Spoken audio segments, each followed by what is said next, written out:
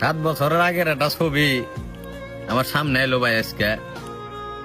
তা আমি দেখলাম এটার কমেন্ট বক্সে বহুত মানুষ কমেন্ট করছিল কলিজা, ভালোবাসা, প্রিয় ভাই, প্রিয় বন্ধু।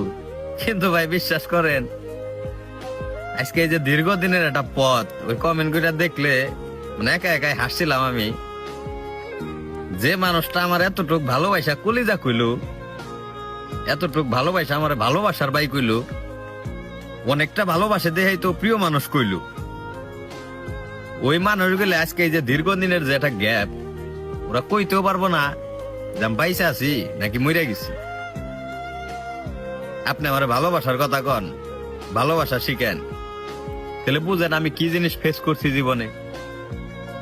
সময়ের ব্যবধানে আমার জীবন থেকে ভাই বহুত মানুষ হারাই গেছে, কিন্তু আমি চুপ করে খালি দেখছি, সহ্য করছি। কেরা কি করে ওটা চাই চাই দেখছি, কেরা কতটুকু আমার তেল মারে, কেরা কতটুকু ভালোবাসে, ওই জিনিসগুলো আমি দেখছি চাই চাই। কিন্তু তাগো আমি কোনো সময় বুঝতে দেই নাই যে জিনিসগুলো আমি বুঝি। এই লেখালেখি আসলে ভাই একটা কথা হইলাম, ওই যে আমাগো জীবন অনেক মানুষ আছে যারা মাঝে মাঝে মনে করে যে তাগো নিয়ে আমরা পোস্ট করি না, তাগো নিয়ে আমরা স্টোরি দেই না, তাগো নিয়ে আমরা কোনো কিছু লিখি না, তার মানে তাগো আমরা ভালোবাসি না। আসলে ভাই না, আমার জীবনে তো এরকম ভালোবাসার মানুষ আছে যাগুলোকে আমার একটা ছবিও নাই।